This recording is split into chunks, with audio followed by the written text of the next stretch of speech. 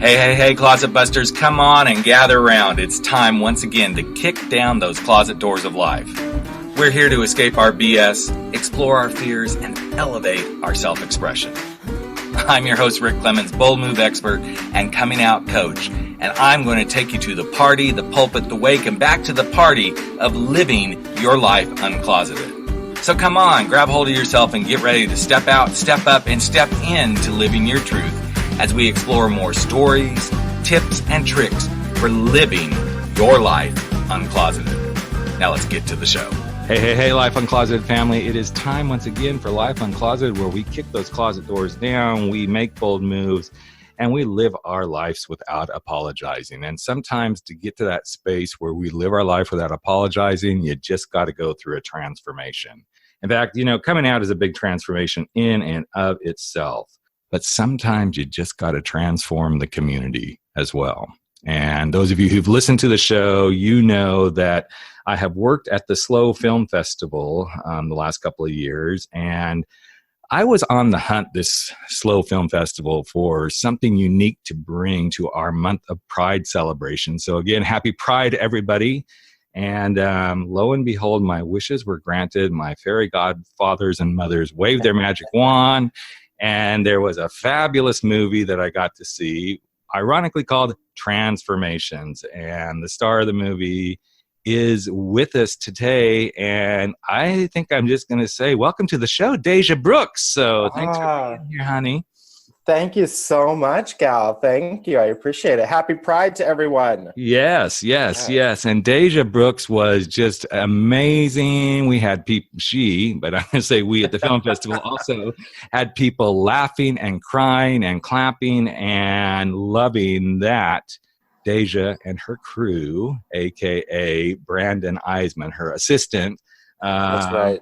make things happen in a little tiny town. Okay, everybody get ready for this. In Lawrence, Kansas. They transform the community every year. So, Deja, let's kind of talk about, whatever you want to talk about, girl. I'm cool with that. But you do wave your little magic wand there in little Lawrence, Kansas every year, don't you? I try. I really do try. We are in the heart of the United States, literally smack dab in the middle of the United States. Yep. And, there for a while we were a red state, but we are finally a blue state. And my big goal was to make our sapphire of Lawrence shine bright in a ruby state. And finally, we can have a full state of sapphires shining bright. Absolutely. Yeah. Well, that's awesome. So the sapphires that Deja, a.k.a. Brandon, is talking about is a little bit of transformation that she makes happen every year by doing some fun stuff. Now, not only does Deja do amazing stuff, we're going to let her brag a little bit here about all the, sasses she's won transforming herself. But let's kind of start with you do some drag queen story times, right? I do, yeah. So the Lawrence Public Library is so amazing. But yeah, we started last June having a reading rainbow, if you will. And Nice. Huge success for the Midwest to have a drag queen sharing love and family and what it means to love and be unique and kindness to kiddos and parents and grandparents and truly everyone who attends. Mm-hmm. Yeah. And that is a biggie. So I went to Oklahoma State University myself, so I know what it's like to be there in those middle states. Also, I wasn't out at the time. I was like, okay, I know something's going on with me, but I'm not sure what that looks like or feels like. It took me 36 years to figure that whole thing out, even though I knew exactly what it was, but was in denial partially because I was living in those middle states. But it's interesting to watch what you have brought to that little, middle of the world sort of space and letting Deja really kind of take things forward. Yeah. And go ahead. No, I think it's interesting to watch literally the transformation you started to create in the middle of the country. So what was the inspiration for the thing that started to really become, your thing, other than, you're fabulous and you have won, you won some awards. I'll let you tell the audience about that. But there was a little thing that's become kind of a big thing now in Lawrence, Kansas. So Yeah. So, well, I started my drag career and continued performing and went into pageantry. And so I competed for Miss Gay America. And with any kind of hobby, hobbies somewhat are expensive. So especially in the pageant world, you have yep. gowns and wigs and costumes and everything that truly is handmade. And so all of that costs money. Yep. And so I went to Vegas. I got my ticket for Miss Gay America by competing for Miss Gay Western States. And let's see, Nationals was in October, and like 3 weeks prior to heading to Nationals, a good friend at the time said, we need to have a benefit show for you. Let's try to figure this out. And I said, well, there's no time. There's no time to do something on this scale. Right. Before heading to Nationals. I got back from Nationals. We talked about what it would look like having a unique event in Lawrence, Kansas. And what we came up with was to take 10 women of the community, pair them with female impersonators or drag queens, and make them over. Let these women have a true night on stage. Let their moment shine bright. And we didn't tell people what it was. It was a pageant-style setting, so these women were made over. They competed in evening gown, which we consider glamour, and then they went into talent and an on-stage question, all while representing local charities. And so really what that was doing, it was providing more exposure for the charities within Douglas County and Lawrence. And so we did that for 5 years, selling out each year. Our 6th year, we had an all-star year, and 13 of the ladies came back to compete again. Wow. Which was amazing. And then, every year we're growing, of course, or transforming. And so finally I decided, okay, enough with everyone asking me about when are we going to make over men. So we did it. We took 10 men of the community who agreed or applied, if you will. And so that was Transformations 2018, and we had an amazing time. We had, the documentary. We've been working with Alonzo Mayo and a fluid film, and I had talked about it for a while, wanting to, just capture some of these moments that the women were bringing to the stage for our community. But when we decided to really do this for men, he's like, we're on board. Yeah. We are there. We're filming. We're going to, capture this moment.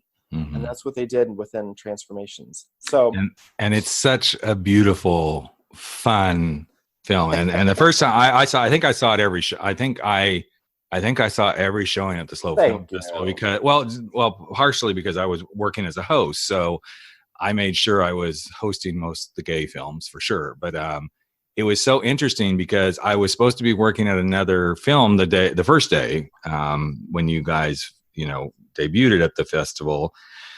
And ironically, that film was completely full.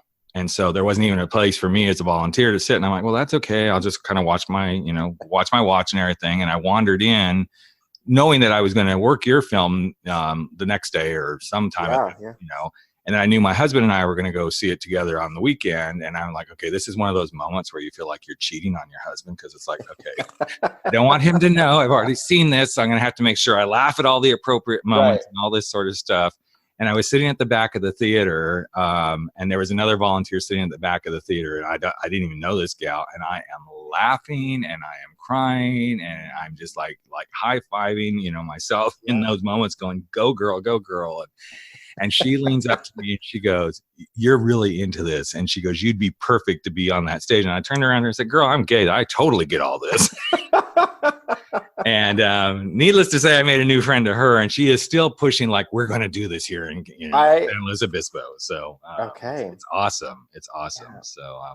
So let's talk a little bit about that journey for you, because I know you're a performer and stuff, but there were moments. I mean, there's just some moments in that film where, I was brought to tears. Yeah. As you went through it, because you knew you were being filmed, was the emotional stuff high for you, or was it like, okay, we're just getting this done? Was it easy to like be just you, or was there like additional pressure there? Well, of course, when you're being filmed, there's additional pressure of, how you sound, what you look like, what you're portraying, what your message is. But really the message just came through, and I didn't have to work on it, or work at it. It just flowed. And Alonzo really captured that, I think, with all of the guys that he followed. So, the film really isn't about the event. It's about 4 guys in Lawrence, Kansas, who are competing in drag for local charities.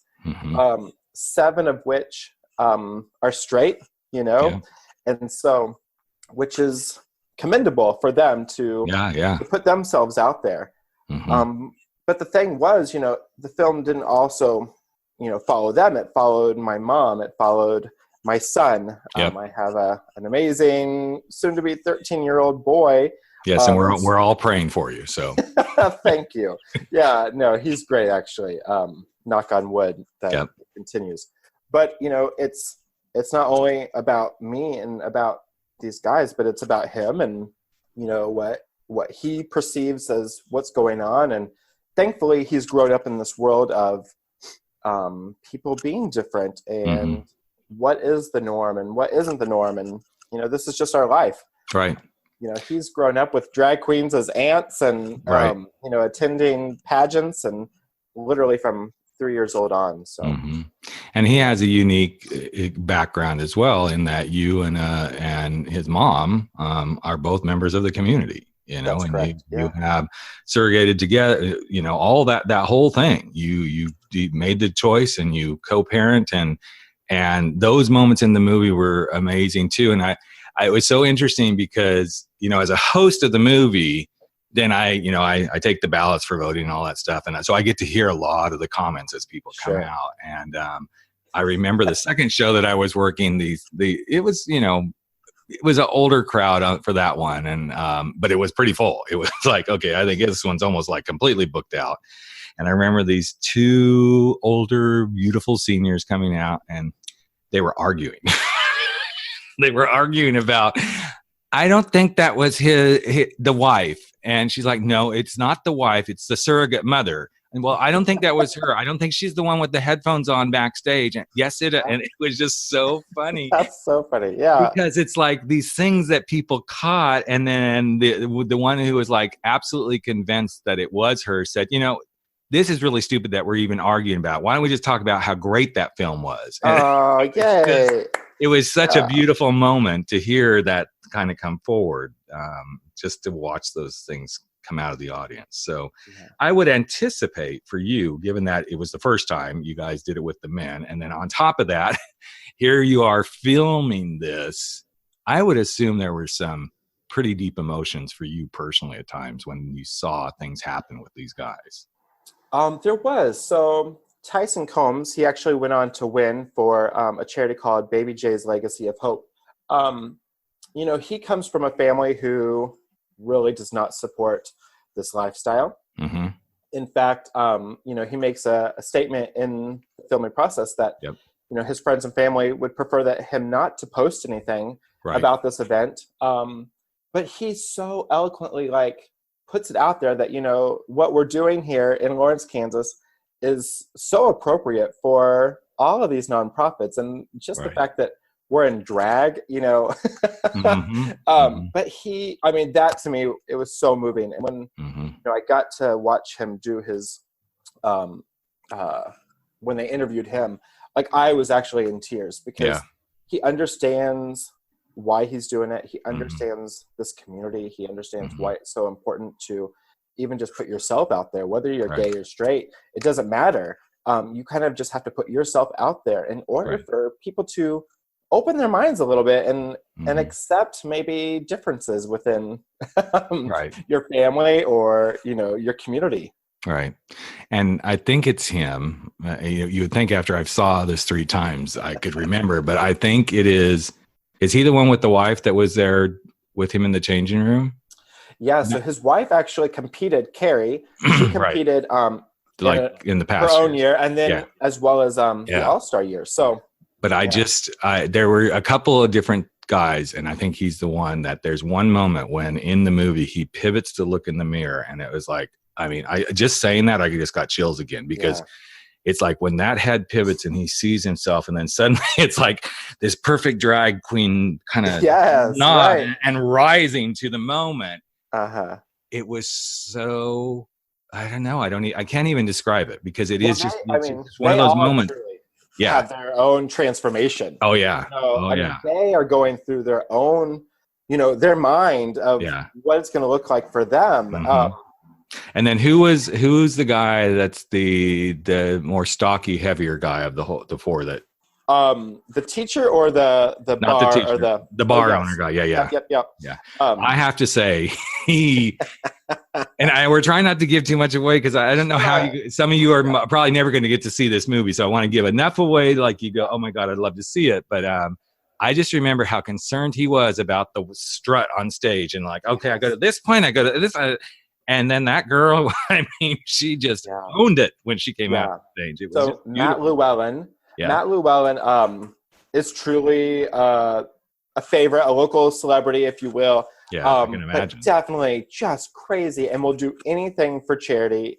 He competed for the Boys and Girls Club, and but he was so determined and focused on how he was going to model his gown and how he was to walk across that stage. But the whole time he's not listening. Like he's just he's just not taking in what we're telling him, and he's so focused. It was a hoot. Like I think the true show is backstage. I agree. The show is not what we bring to the stage. It is truly what happens in the dressing room, because when you have 10 drag queens and 10 contestants, and they're all trying to outshine or out-diva the other, that's your show. And it is. And it's so interesting, when you start to see, especially the coach, really just kind of take on. And one of the funniest moments is when he's in his high heels going out to the bar, and I was like literally almost rolling on the floor, because it's like, okay, I'm just doing this, and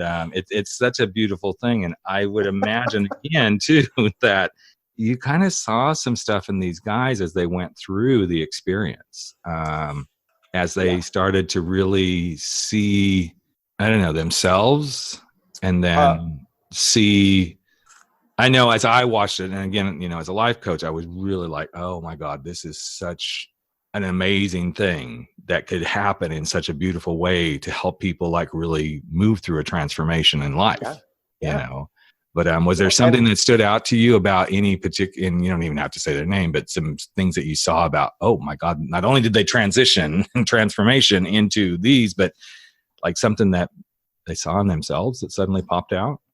I think the main thing that several of them took away was appreciation for themselves, appreciation for their spouse, whether it was a husband or a wife. Like these guys really just put it out there.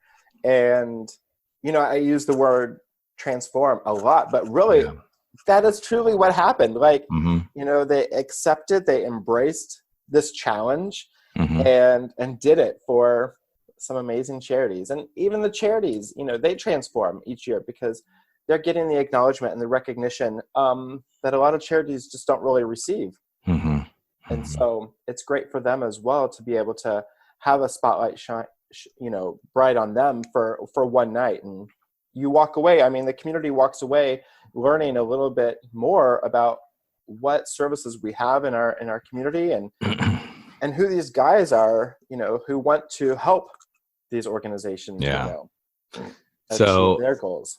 It's so interesting to watch this happen. And I would only venture a guess that for you, there was some moments where you're like, wow, this is so different than with the women. So different. Yeah. Women, they're already, they're used to have the body. They already have hips and breasts and, cheekbones. And for men, we have to add that, we add couch cushions for our hips and our breasts, and wearing hose and nails and all of that, that is, that's an undertaking in itself. Yeah, exactly. Well, yeah, especially guys who are like, have no clue what drag queens or female impersonators go through to make this transformation happen. It's like, okay, there's so much, in fact, in the film, I still laugh at the one, like, I really appreciate, what it takes for my wife to even just put on a bra. It's like, well, duh. You think those things are fun and comfortable? I mean, it's amazing. But as you went through it, is there something specific you learned about yourself in the men's experience versus, you've been doing this with women and then suddenly here's this men's thing. Is there something that popped out for you personally? This was our second year doing men's, so our 8th year altogether. But, I'm still just learning that it's not even learning. It's just realizing and understanding that what we're doing is making an impact on the community. And that's what it's really all about. And so for my son, to see and to learn more about our community and to understand the resources that we have, you never know when you're going to need a resource and where that resource is going to come from. But that's really one of the main things that I want for him is to understand your community as a heart. What can your community provide to you, or maybe provide to his friend in school or whatever the case may be. So that really, to me, getting to understand and learn more about our nonprofits here in town is truly rewarding in itself. And so every year I really love when we get a new organization brought on, because not only do I get to learn about it, but the family gets to learn about it. Our community gets to, open their door to it a little bit more. And so that's really the important thing to me. And it's great that I get to walk away, feeling, pretty proud that, yes, it would be amazing for all 10 of our charities to win, but truly all 10 of our charities are winning because, they're getting exposure. So much recognition. Yeah, exactly. And what would Deja say? Yes, Queen, for every one of them. Yes. No, Deja is like, she truly appreciates the support that the community provides. That really, I'm amazed, each year when I'm starting to work on this, well, I work on it every day because I think about this event every day. Right. But when it's time for sponsors or support, the community is just right there. And, the Lawrence Magazine has done a feature on us 6 out of the 8 years. And like, it's crazy to see the support that, this community gives. But, of all the places in Kansas to do this is it. So yeah, it is. It's amazing. It is such a little tiny mecca in the middle of the United States, and I've been there a couple of times because of Oklahoma State, and everybody being so competitive. But my grandfather actually was born in Lawrence, Kansas, so many years ago.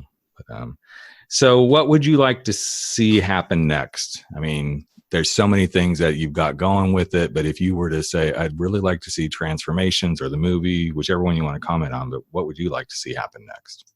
Or anything in general? Like, I had no expectations with the film. Yeah. And so whatever happens with the film just happens. We were fortunate to go to Doc NYC. So, I attended that film festival. I got to go to SLO, which was amazing. It went to the Free State Film Festival here in Lawrence. So we've covered, across the United States, but again, no expectations. Yeah. Would it be amazing for it to continue and go to some other film festivals? For sure. Outfest would be amazing to get into.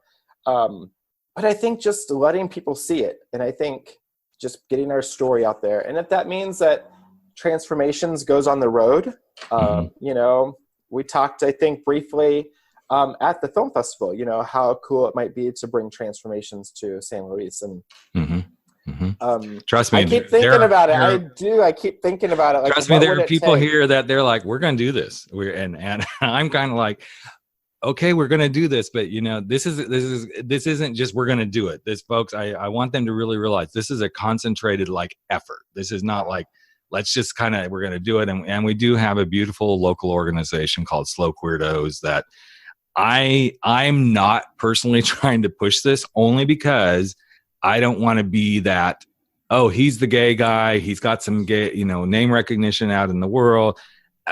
Yes, I will help with some of that, but I want to see that people are really committed to this, and that they really, they have to be completely vested. And I don't know that people quite get that yet. So yeah, I'm all for it. Anything to help anybody, and especially in this community, we have so many nonprofits in the 40-mile radius of here. It's amazing. And this community, this is the one thing that I know will happen with this community. If they bring it, they will support it, because that's how this community truly works. It is the most amazing fundraising community I've ever been in. And, Awesome. I come from Southern California where, yes, there's tons of them, but there's something about, this smaller town community. We're only 40,000 population. It swells to 70,000 when the students are here for, college. Just like Lawrence. Yeah. Yeah, exactly. Yeah. But it's a beautiful space. And I know it would do really well. The thing that's challenging is, okay, let's get everybody on the same page, check the egos at the door. And if we're really going to do this, and the good thing is Slow Queerdos is a beautiful organization that they do a lot of stuff. So we've got the pillars in place as far as helping with the transformations and all that sort of stuff. It's just, people got to really, step up to the plate and say, we are committed to this and make it happen. So, well, I'm definitely on board to discussing this further. I think, I felt so welcome there, just being able to attend two of those screenings. And I left there thinking, wow, I actually feel like home. Mm-hmm. Like it really felt like home, because everyone was just so welcoming and gracious and supportive, which was well, awesome. I can tell you this, because you left on Friday. So Sunday morning. I missed Sunday, yeah. Sunday morning was a overflowing house. Oh, it was beautiful. And that's so awesome. I can tell you, having got to see every screening, that each one was beautiful, but man, Sunday morning, I mean, it was a knockout. People were you could just feel the energy as people were leaving. So great. Yeah. So it was really, really so cool. Great. So what do you I want? would have been there, but I had the St. Patrick's Day parade. Yeah. That makes all the sense in the world. Yeah. So what would you like most for, well, I'm going to start with your son. What would you like most for him to take away from this experience of growing up in this unique world that he grows up with? What would you like him to take with him into his life? Well, I think he already has the platform and the base to accept people for their differences. Mm-hmm.